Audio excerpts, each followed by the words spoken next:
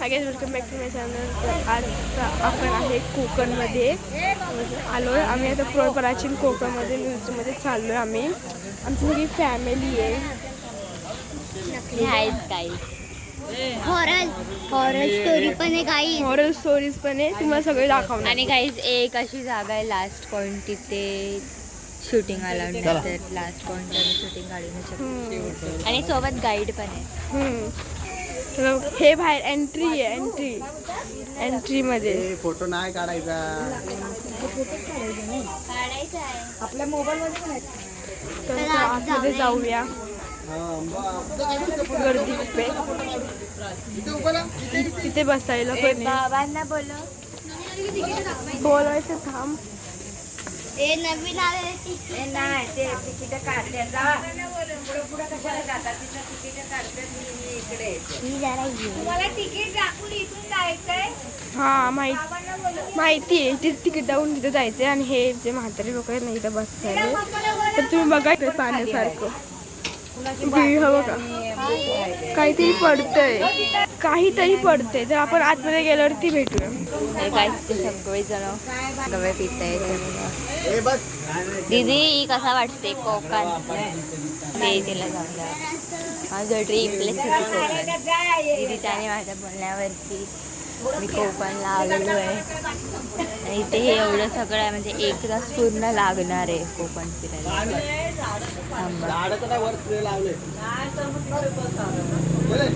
एवढं सगळं आहे इथे. तर आम्ही आता जेव्हा आतमध्ये जाऊ, माझे मामा आणि पप्पा येत आहेत ना, तर तेव्हा आम्ही आतमध्ये जाऊ आणि मग मी रेकॉर्डिंग करते. तर गाईज इथं तुम्हाला कोकण दाखवतो.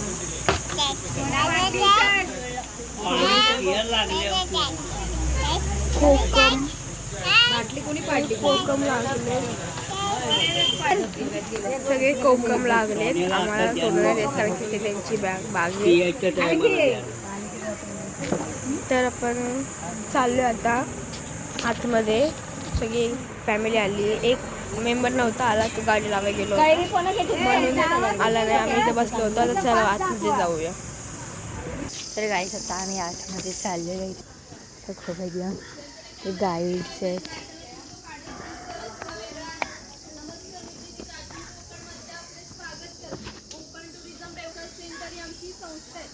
या ठिकाणी पर्यटनाची रोजगार निर्मिती हा विषय घेऊन ते काम करत आहोत. विविध धार्मिक ग्रंथ. तर गाईस आता आम्ही चाललो. आमचा हा ग्रुप आहे. हा इथे माझ्याकडे व्हिडिओ चालूच आहे. हा व्हिडिओ चालू. हा पिंपळ पार आहे. कोकणी माणसं वड पिंपळ यांना पवित्र मानतात. तसेच त्यांना दीर्घायुष्याची प्रतीके मानलेली आहे. याला पिंपळ पार म्हणतात कारण त्याच्या भोवती जो दगडी कट्टा बनलाय त्याला कोकणी भाषेमध्ये पार असं म्हणतात. हा पार 400 वर्षापूर्वी बांधला गेला. जेव्हा पार बांधला गेला त्यावेळी तिथे पिंपळाचं रोप लावण्यात आलं. म्हणजेच हा पिंपळ सुद्धा 400 वर्षापूर्वीचा जुनाच आहे. आम्ही चाललोय गाईस.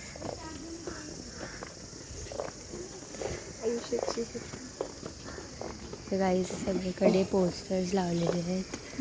गाईड पण आहेत. या शिलालेखावर लिहिलेली कविता 100 वर्षापूर्वी चिपळूण येथे झालेल्या पहिल्या कोकण मराठी साहित्य संमेलनामध्ये या कवितेला कोकणाची प्रातिनिधिक कविता म्हणून स्वीकारण्यात आली. या कवितेत कवींनी कोकणच्या निसर्ग सौंदर्यात सुंदर असे वर्णन केले. या कवितेमध्ये नंदनवन हा शब्द आलाय. या नंदनवन शब्दाचा अर्थ आहे स्वर्गातील इंद्राची बाग. ती जितकी सुंदर आहे तितके आपले कोकणही सुंदर आहे. ही गुहा काळाचे प्रतीक आहे. गुहेच्या अलीकडे आहे वर्तमान काळ. गुहेच्या पलीकडे 500 वर्षापूर्वीचा भूतकाळ. इथून पुढे 500 वर्षापूर्वी कोकणी माणसं कशी राहत होती, त्यांची समाज रचना, ग्राम रचना, राज्य संपर्क कशा होत्या. गुहेतून येताना मग आला का पुढे ये. आम्ही चाललोय गाईज या गुफेमध्ये. भीती वाटते.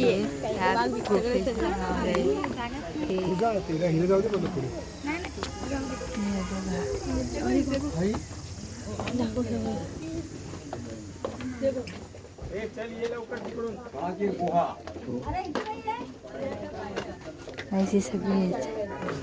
हे बघा ही गुफा बनवली आहे. या चला चला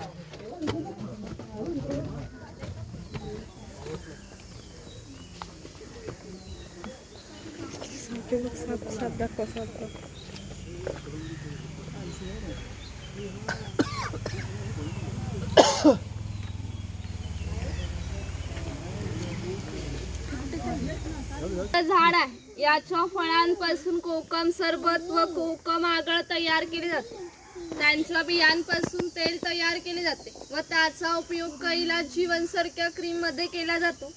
इकडे अजगराचा स्टॅच्यू दाखवलाय.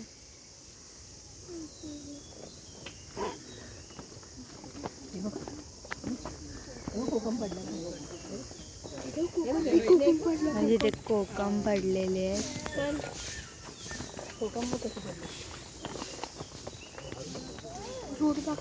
काहीच ते असं हे झाड झाड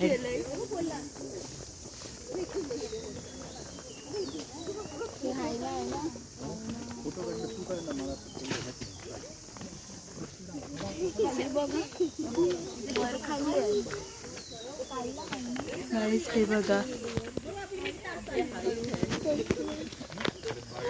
आमची सगळी फॅमिली शांतीत बसत नाही काहीच. आमची फॅमिली शांत बसू शकत नाही. भगवान परशुराम आहे. आपल्या पुराणात उल्लेख आहे की 1000 वर्षांपूर्वी भगवान परशुराम होऊन गेले. त्यांनी सर्व पृथ्वी जिंकून घेतली व जिंकून घेतलेली सर्व पृथ्वी त्यांनी दान केली. दान केलेली कोणतीही गोष्ट आपण स्वतःसाठी वापरत नाही, परंतु त्यांना राहण्यासाठी भूमी आवश्यक होती. आपण ज्या ठिकाणी उभे आहोत त्या ठिकाणी 1000 वर्षापूर्वी समुद्र होता. त्याच्याशी त्यांनी युद्ध केले व त्याला 40 ते 50 किलोमीटर पाठीमागे ढकलले व या सुंदर कोकण प्रदेशाची निर्मिती केली. म्हणून या कोकण प्रदेशाला परशुरामांची भूमी असेही म्हणतात. काढला तिथे सगळी इन्फॉर्मेशन पण लिहिलेली आहे.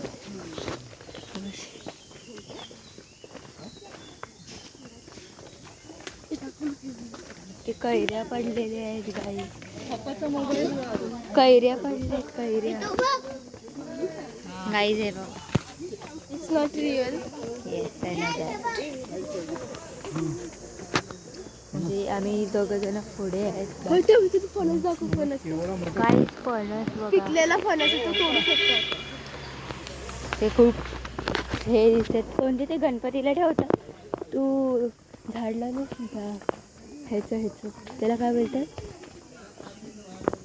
खालती वरती काही जरा हे बघा. इथे पण पडलेले आहेत कोकम. कोकम पडलेले इथे पण आहे. इकडे वाघ व वाघाची गुहा दाखवले. इकडे गाव शिकार दाखवले. अर्नेश टायगरचं हे बघ. तुला पाहिजे होतं ना मटण. अरे हे ते बघ वाघाचं घर बघ. माहिती हे आधी मानव बघ. बघा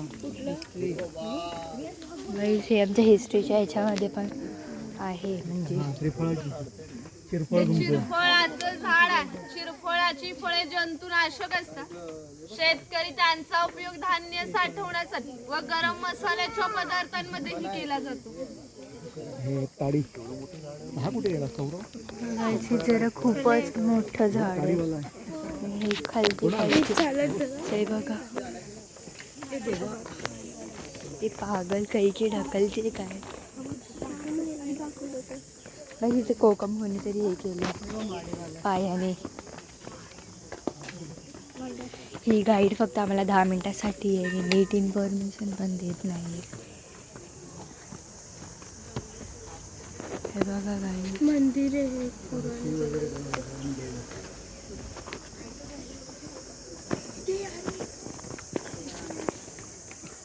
बघा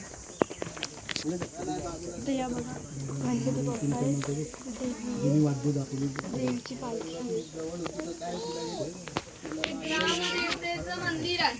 पूर्वी धार्मिक संस्था गाव नियंत्रित करत असत. गावातील गावकरी एकत्र येत असत. गावातील 2 व्यक्तींची भांडणे झाली तर सगळा गाव एकत्र येऊन गाव प्रमुख त्यांच्या समोर न्यायदान करत असे. आणखीन एक महत्वाचं वैशिष्ट्य म्हणजे जगभर अशी प्रथा आहे की प्रत्येक जाती धर्माचे लोक आपापल्या देवांकडे जातात आणि देवाचे दर्शन घेतात. आपण कोकणी माणसं सुद्धा वर्षभर देवळात जाऊन देवाचं दर्शन घेतो. पण ज्यावेळी आपल्याला शिमग्याचा सण येतो तेव्हा हा देव या पालखीमध्ये बसून प्रत्येकाच्या घरोघरी नेला जातो. म्हणजेच कोकणी माणूस आणि देव यांचं नाते इतक्या जवळचं आहे की आमचं एकमेकांकडे जाणं येणं असतं.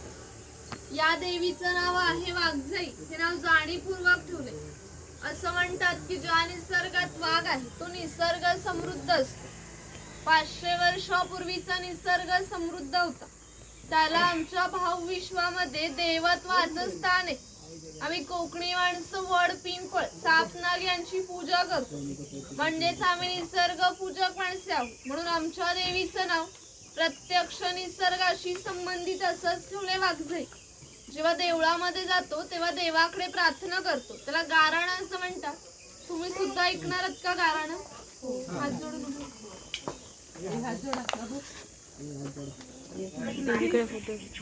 कॅमेरा ठेव.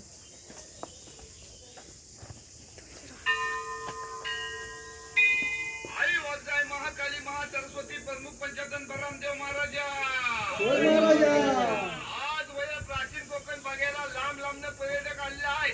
तर आपली सगळी पोरा टोरा बाया माणसं म्हातारे कोतारे सगळे तुझ्या पायाशी दर्शन घ्यायला आलेले आहे. डॉक्टर कोपरा दुखत असती, कोणाला डायबिटीस झालेला असेल, कोणाची बायपास झालेली असेल, तर आता मी काय तुला सगळं सांगित राहत नाही आहे. पण जी काय तिच्या मागं इडा पिडा असेल, वाकडा बिकडा असेल तर सगळं दूर कर रे महाराजा. ह्यांच्यावर कोणी करणी केला नसेल, कोणी उदासी केला नसेल, कोणी देव घातला नसेल तर तू सीमेचा रखवाली हाय. तर सगळं सीमेच्या बाहेर चिरून टाक आणि तिथं आलेल्या पंचविघ्याला धक्का लाव देऊ नको रे महाराजा. यांची कोणला पोरगी भेटत नसेल, कोणला पोरगा भेटत नसेल, कोण लग्नाचं अडकलेलं असतील आणि ज्यांची लग्न झालेली आहेत त्यांना चांगली पोराटोरा होऊ दे आणि त्या पोराटोरांचं लय डिग्री पर्यंत शिक्षण होऊ दे महाराजा. शिक्षण झालेल्या पोरांना मनासारखी नोकरी भेटू दे आणि जर काय साहेबान गौरी गणपती आणि राजा त्याला नाही तर त्या साहेबाचं काय करायचं तर तुला ठाव आहे रे महाराजा. जुनं कोकण बघे आलेलं आहे. तसं प्रत्येकाचं आपापलं गाव असेल, गावात घरदार असेल, जमीन जुमला झाडामाडा असतील, गावाकडे म्हातारी कोतारी माणसं असतील, ती सगळी ह्यांचीकडे वाटेला डोला लावून बसलेली असतील. या सगळ्यांना भेटायला जायची ह्यांना बुद्धी दे रे महाराजा. एकीनं आलेलं असेल त्या सगळ्यांना आपापले घरात सुखरूप पोचव रे महाराजा. सगळ्यांच्या कामाधंद्यात बुरा ढोरात बरकत दे आणि पुढच्या वर्षी पण होया पर्यटक तुझ्या चरणी येतील तशी त्यांच्या पायात ताकद दे, बुद्धी दे आणि त्यांची रखवाली कर रे महाराजा. अरे हुरा रे हुरा आणि आमच्या वाघजाई मातेचा सोन्याचा तुरा रे.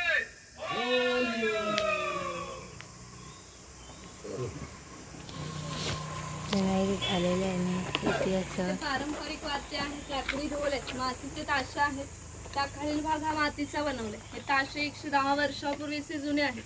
जर वाजवणारे कसबी असतील तर त्यांचा आवाज 1 ते 2 किलोमीटर पर्यंत जात असतो. पूर्वी त्यांचा उपयोग धार्मिक कार्य व संदेशवनात केला जात असतो. पालखी पूर्ण मंदिराचं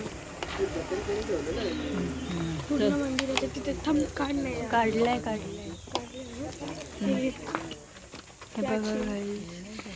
आजचा वाटा देव आहे. असं म्हणतात की कोकणात भरपूर भूत असतात. कोकणवासियांची श्रद्धा आहे की हा देव त्यांच्यावर नियंत्रण ठेवतो.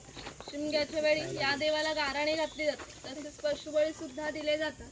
इकडे वीरगळ दाखवले. वीर प्राप्ती लोकांचे प्रतीक.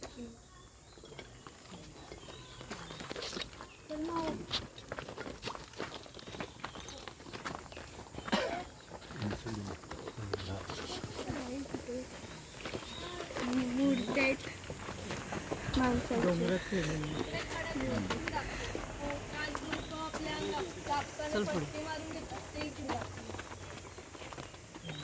चपकेने फटके मारते ते दाखव. रक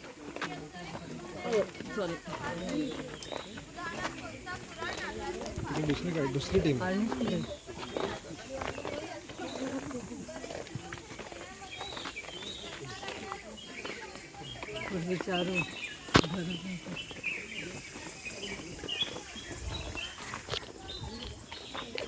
ते बघा कुठे गेला?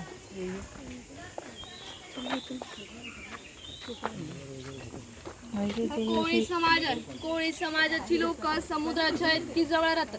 समुद्राच्या भरतीचे पाणी त्यांच्या घराला लागून जाते. एवढी छोटी उडी घेऊन हे लोक 8 ते 10 तास खोलवर समुद्रामध्ये मासेमारी करतात. कधी कधी समुद्राच्या उसळणाऱ्या लाटा ह्या त्यांच्या होडीपेक्षा मोठ्या असतात, तरी हे लोक कुशलतेने उडी वल्लवतात व पहाटेच्या वेळी घरी परत येतात.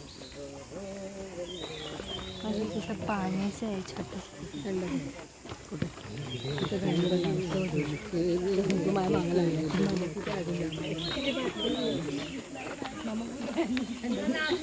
कोकणामध्ये 12 बलुतेदार पद्धत अस्तित्वात होती. म्हणजेच नाभिक, सुतार, चर्मकार कसं हे लोकांना घरोघरी जाऊन सेवा पुरवत असत. त्या बदल्यात त्यांना पैसे नव्हे तर केवळ धान्य मिळत.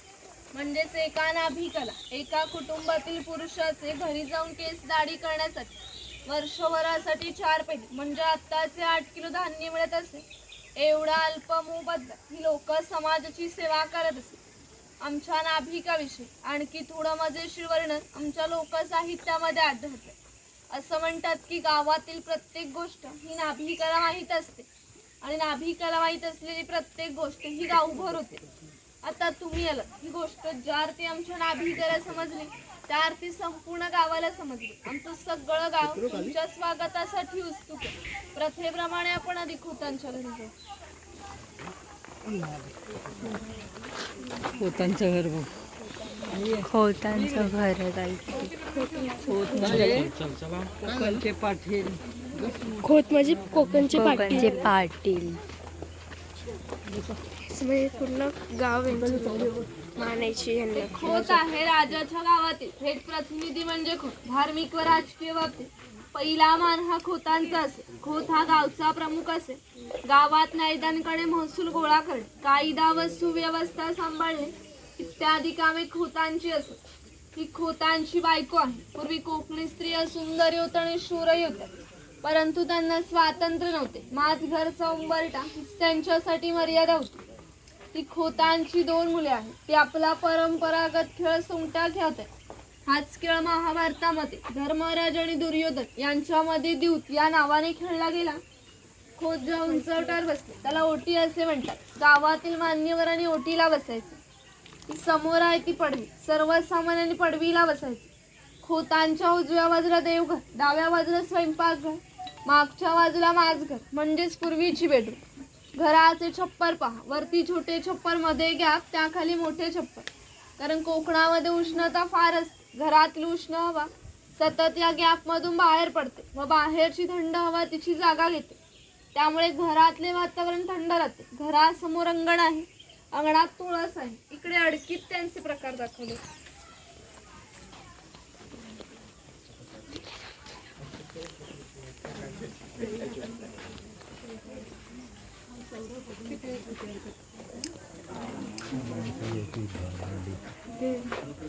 गेम खेळतात. हे लुडो मध्येच गेम यायचा.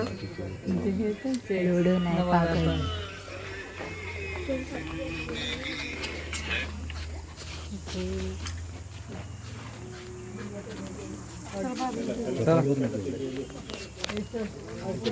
काढले कुठे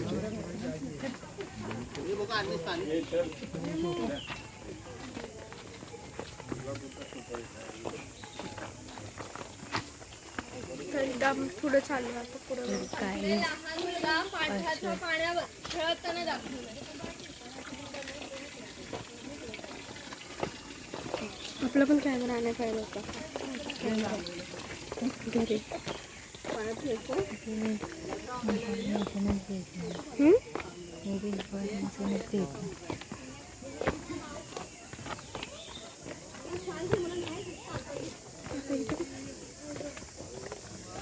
गाईस हे बघा,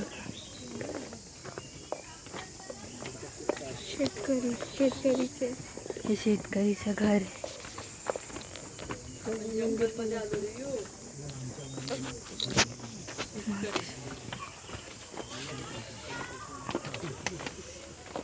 शेतकरी आहे, पूर्वी त्याचं घर जसं असायचं अगदी तसंच घरी उभारला आहे. ती शेतकऱ्याची बायको आहे, ती शेतकऱ्याची मुलगी आहे. तो पाळणा शेतकऱ्याच्या घरात कायमस्वरूपी टांगून ठेवले, कारण शेतकऱ्याकडे दरवर्षी पाळणा आणत असत. म्हणजेच प्रत्येक शेतकऱ्याला 8 ते 10 मुलं असत. पूर्वीच्या काळी एकत्र कुटुंब पद्धत अस्तित्वात होती. हे उचल आहे, याचा उपयोग पूर्वी कपडे सुकत घालण्यासाठी केला जात असत. तिकडे गौरी गणपतीचा सण दाखवलाय. ती शेणाने सरळ टोपली आहे, तिला कोकणी भाषेमध्ये कणगी असं म्हणतात. तिचा वापर धान्य साठवण्यासाठी केला जातो.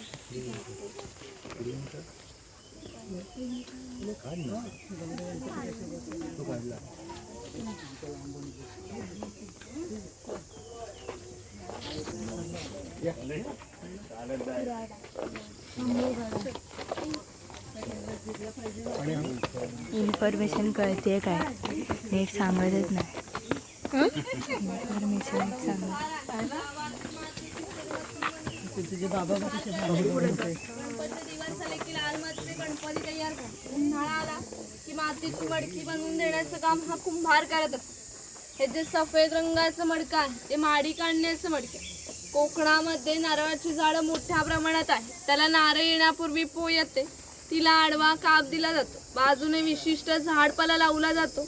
तो पाला आतील माडी शोषून घेतो व थेंब थेंब गळणारी माडी मडकेवरच्यावर लावून त्यामध्ये साठवली जाते. काळाच्या ओघात 12 बलुतेदारांचे व्यवसाय नष्ट झाले, पण माडी काढण्याचा व्यवसाय अजूनही व्यवस्थित चालू आहे. चला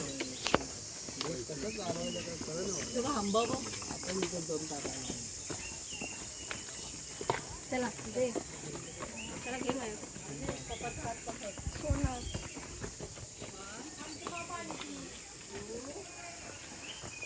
हा सोनार आहे. सोनार हा गावातील महत्वाचा घटक होता. गावातील महिलांना लागणारे दागिने व विविध देवदेवतांना लागणारे दागिने हा सोनार बनवून देत असत. यांच्या अप्रतिम कलाकुसरीमुळे यांच्या दागिन्यांना जगभर मागणी होती. शिमगा, नवरात्र, अन्य वेळी ग्रामदेवतेला दागिने घालण्याचा मान हा सोनाराचा असे.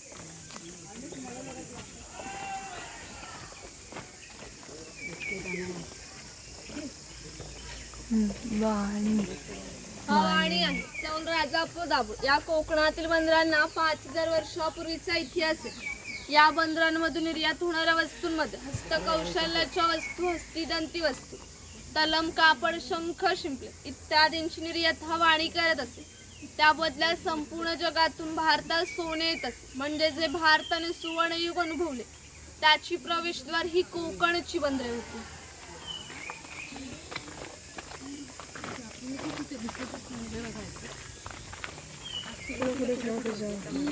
बघा काही त्याचं पाणी निघतंय. सरक सोने. हा सुतार आहे. सुताराचे काम शेतकऱ्याला लागणारी लाकडी अवजारे बनवून देणे. हा सुतार सावंतवाडीचा आहे. सावंतवाडी लोकांचे लाकडावरील कोरीव काम जगप्रसिद्ध आहे. त्यांच्या काही हस्तकौशल्याच्या वस्तू तुम्हाला आमच्या हस्तकला विक्री केंद्रात पाहायला मिळतील. इथे दर वेशी दाखवलाय अस्वलाचा खेळ करणारा आणि इकडे गारुडी दाखवलाय सापाचा खेळ करणारा.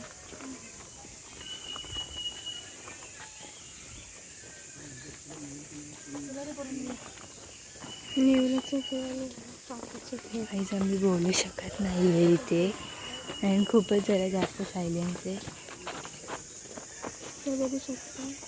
हे बघा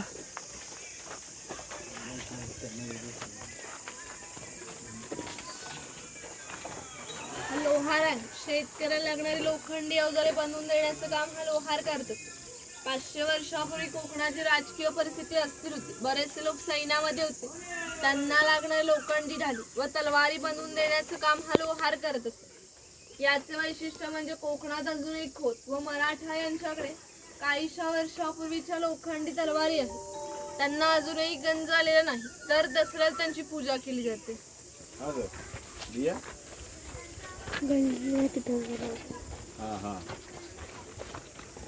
काहीच आमचा ब्लॉग जरा नीट बनत नाही, काय माहिती. हा तेली आहे. पूर्वी कोकणी माणसं आपल्या जेवणात खोबरेल तेलाचा वापर जास्त प्रमाणात करत असत. शेतकरी आपल्या बागेतील खोबरे स्वतः तेलाकडे नेऊन देत असत व तेली त्याच्या देखा तेल पाडून देत असत. हा तेलाचा घाणा आहे, त्याला खुंटस म्हणतात. यामध्ये खोबरे घातले जाते.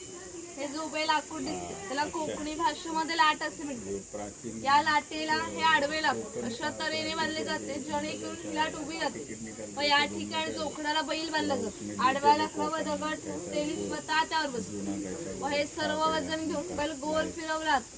त्यामुळे आतील खोबरे रगडून त्याचं तेल निघतं. आतील तेल भरून काढायचे असते तर सर्वप्रथम जोखडाचा बैल बाजूला केला जातो व जोखड बाजूला केली जाते. आडवे लाकूड बाजूला करून लाड बाजूला केली जाते व आतील तेल भरून काढले जाते. पुन्हा नवीन तेल पाडायचे असेल तर सगळं क्रमवार जोडून नवीन तेल पाडले जाते. म्हणजेच पूर्वी तेलाला पसा ते 1.5 पसा तेल काढण्यासाठी 1 ते 1.5 तास मेहनत घ्यावी लागत असते.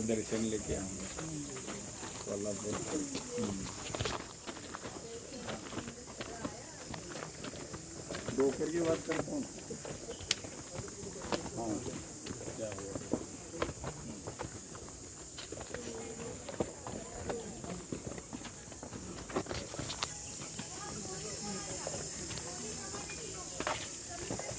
हा बुरुड आहे. पूर्वी प्रत्येक व्यवसाय जातीने होता. व्यवसाय निवडीत स्वातंत्र्य नव्हतं. प्रत्येकाला आपापल्या जातीचाच व्यवसाय करावा लागतो. ही सुपाई फुलांची परडी ही रोवणी हिचा वापर धान्य धुण्यासाठी व आजही धार्मिक कार्यात केला जातो. जेव्हा आपल्याकडे शुभ कार्य असते तेव्हा घरातील कुमारिका किंवा सौभाग्यवती स्त्रिया ह्या रोवणीमध्ये दिवा ठेवून हातात घेऊन उभ्या असतात. शुभ कार्यापूर्वी हा दिवा विझला तर ते अशुभ मानले जातं. अजूनही आमच्या चाकरमान्यांचं लग्न जर मुंबईला असेल तर ही रोवणी गावाहून मुंबईला पाठवली जाते, कारण मुंबईला सर्व काही वस्तू मिळतात पण ही रोवणी मिळत नाही.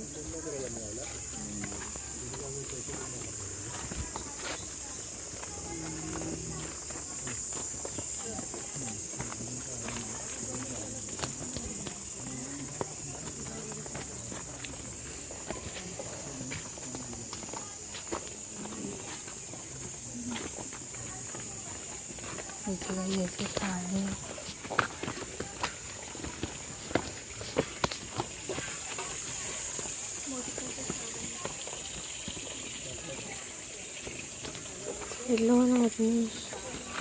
चालू ठेवली असते.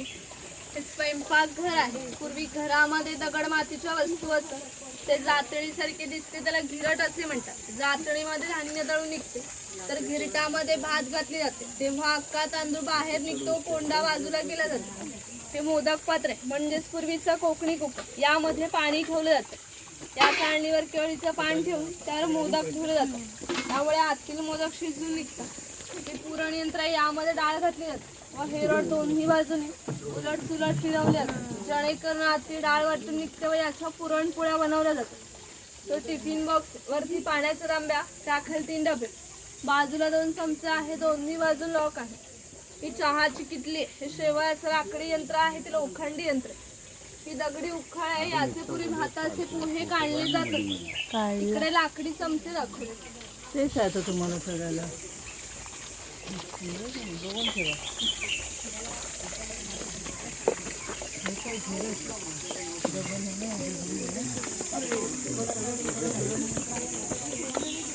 काही आम्हाला बोललेले फक्त 10 मिनटंही असणारे, 10 मिनटं होऊन गेलेले आहेत, की जातच नाही आहे भाई साहेब.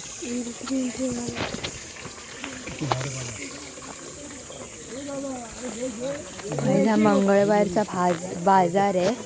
हे बघा,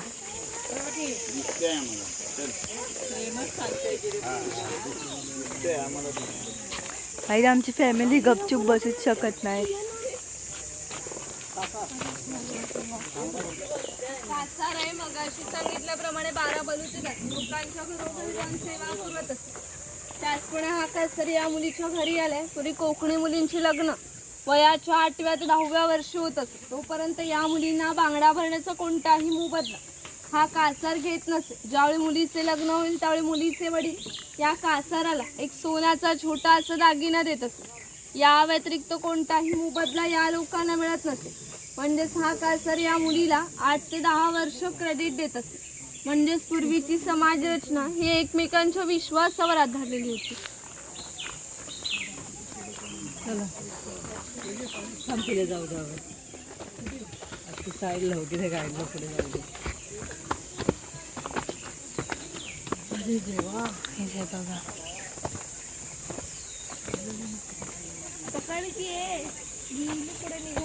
लॉगिंग करते मी.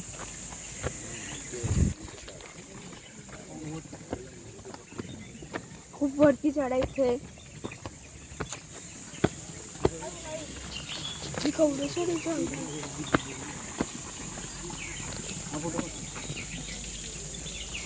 हेच पाणी खालपर्यंत जातं.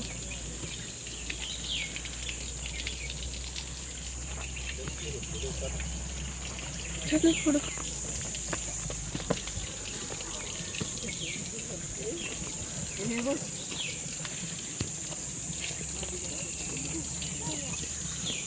काय ते सांग.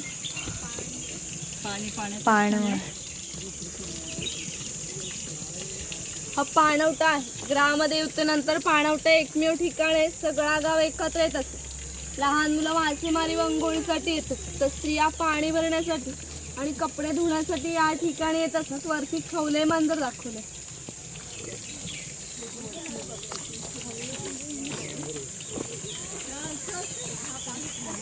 सगळीकडे ब्लॉगिंग चालू आहे. जा बाप्पा बघा छान चर्मकार. हा चर्मकार आहे. चामड्याच्या वस्तू बनवून देण्याचं काम हा चर्मकार करत असतो. याच्या जोडीला आणखी एक प्रसंग सांगते की जो 500 वर्षापूर्वी घडला. इथून 80 किलोमीटर अंतरावर मार्लेश्वर नावाचं देवस्थान आहे. एका पर्वतामध्ये एक मोठी गुहा आहे. त्या गुहेमध्ये शंकराची पिंडी आहे. अजूनही त्या गुहेमध्ये जिवंत साप आहेत. पूर्वी मार्लेश्वर देव एका गावामध्ये राहत होता. त्याच्या गावातील लोक वाईट मार्गाने वागायला लागल्यामुळे शंकराचे पावित्र्य कमी होऊ लागले. हे शंकराला मान्य होणे शक्य नव्हते. त्याने गाव सोडण्याचा निर्णय घेतला व मकर संक्रांतीच्या आदल्या रात्री तो गावाच्या बाहेर पडला. गावाच्या बाहेर या चर्मकाराचे घर होते. चर्मकार गरीब, श्रद्धाळू आणि नीतिवान होता. शंकराने कोणत्याही जातीपातीचा विचार न करता चर्मकाराला मशाल दाखवण्याची विनंती केली. चर्मकाराने अतिथी देवो भव समजून मशाल दाखवण्यास सुरुवात केली. आज ज्या ठिकाणी मार्लेश्वर आहे त्या ठिकाणी जाऊन शंकराने आपले खरे रूप प्रकट केले व चर्मकाराला दर्शन दिले. त्याला सांगितले यापुढे मी याच ठिकाणी राहणार आहे. या गोष्टीला जवळजवळ 500 वर्ष होऊन गेली. दरवर्षी संक्रांतीला शंकराच्या मूळ गावातून पालखी निघते. तिला मशाल दाखवण्याचं काम चर्मकाराच्या आजचा वंशच करतो. म्हणजेच मार्लेश्वरी असे देवस्थान आहे की त्या ठिकाणी कोणताही जातीभेद मानला जात नाही.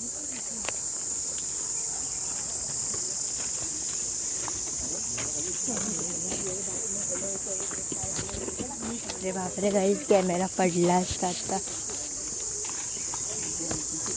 तरी दगड खूप आहे. अख्खा डोंगर सारखं आहे. मार्लेश्वरची प्रतिकृती दाखवली ती बघून वरती समोर दाखवले काहीतरी ते बघून वरती यायचं आहे.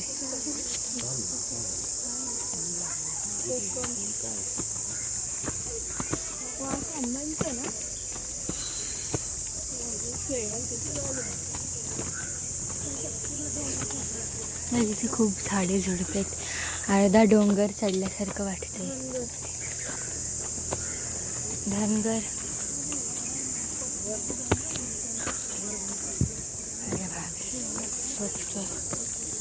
बकरी गोठा. ही बकरी आहे. आई शपथ मेली मी. मला पाणी द्या काही. काठ बुट्टा आहे गाईज. खैराचं झाड आहे. याच्या आतील लाल रंगाच्या खुडापासून कात तयार केला जातो जो पानामध्ये घालतात. झालं पण बोलली पण आई गं.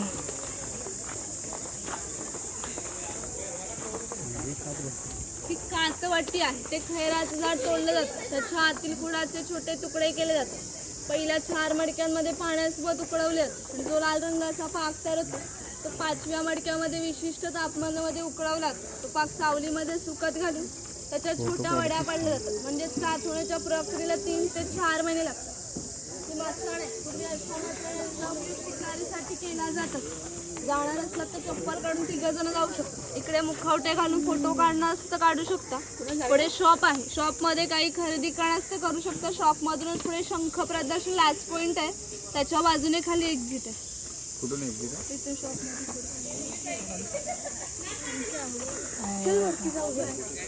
पागल का ते लय मोठं वाटतंय.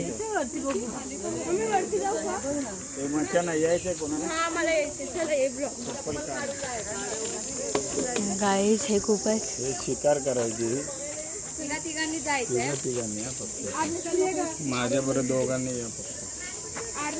जा दोघा आर्मी तुझा. अरे मला जा नंतर काढ. मी काढते जा.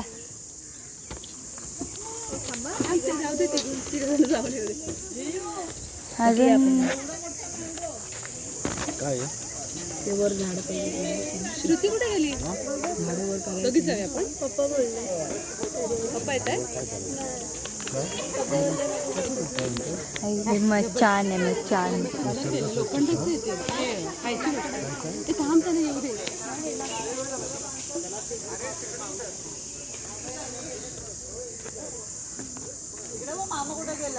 गाईस हे एवढी दमले ते इथे बसले ते लोक. ती चालली आहे काय? मी पण येते.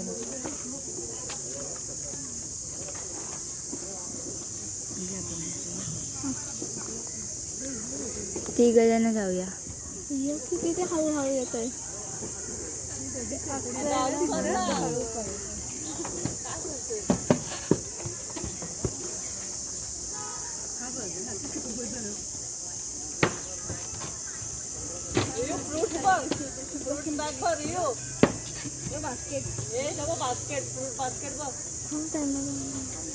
मजा आहे तिघ जण. आई शपथ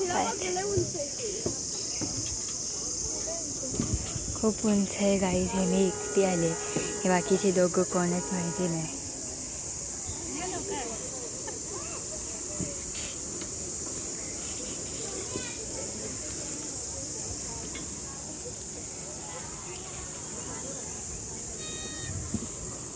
फोटो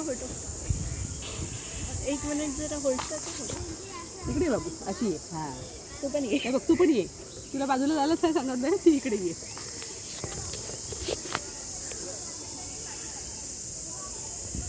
चला ते पण वाट बघते. कसं जायचं खाली?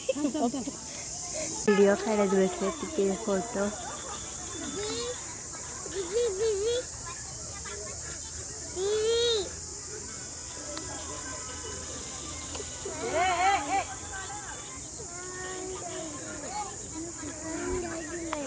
वर नाही जायचं रियांश.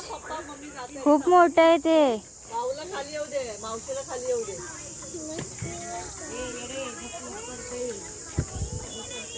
पडशील.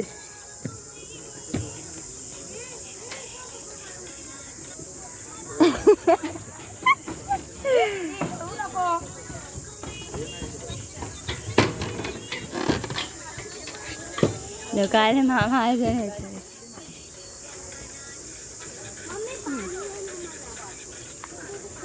हे बस एवढंच होतं काय. हे ते शॉपिंग झाली मग एक्झिट आहे बस. गाईज इथं ब्लॉग संपतोय. लाईक करा, सबस्क्राईब करा. ब्लॉग चांगला वाटला तर कमेंट करा. बाय.